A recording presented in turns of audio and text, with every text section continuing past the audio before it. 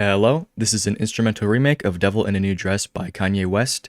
It was performed by Kanye West and Rick Ross on the guest feature, and it was produced by Bink and Mike Dean. You can skip to the full uninterrupted instrumental by using the bookmarks in the time bar or by going to the timestamps in the description. Now, I actually did this beat about 7 months ago, and the reason that I'm doing it again or doing an updated version of it is that about 4 days ago, the views rose from about 2K to where they are now at 98K, 97.4K as I'm recording this.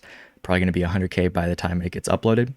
And that's a really massive deal for me. So I made a comment asking if people would be interested in an updated version.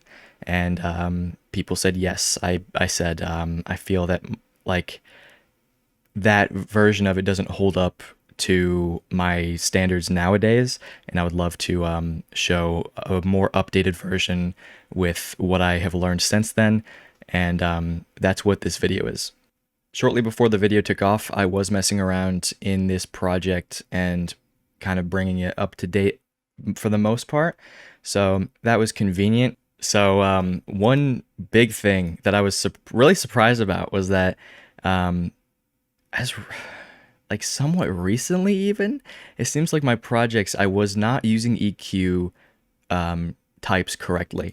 Like the type here, here on the first guy here is a high pass, yeah.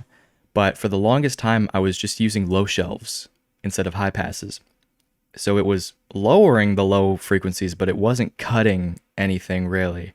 And that's kind of wild, honestly. I don't really know what to say about it, but I guess I've learned that, which is kind of an early thing that I feel like I should have learned, but I guess there's that. But most importantly, I think I've gotten a lot better at listening, if that makes sense, and also gotten a lot more of a broader understanding of the plugins and the different effects and how I need to use them when.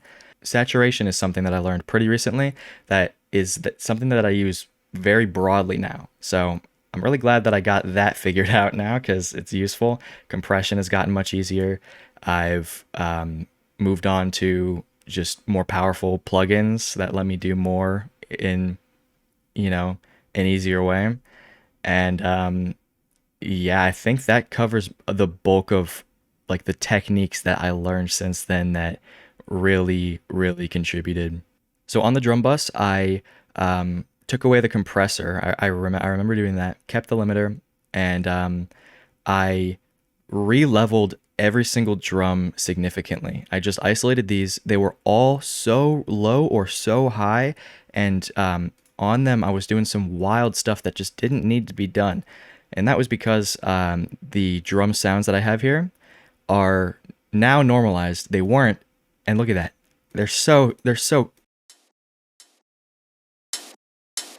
it's a massive, massive volume difference, and I was just like doing anything that I could to crank that volume as much as possible, which didn't need to happen. I overcomplicated it. I could have just normalized and then had a normal looking mixer track here.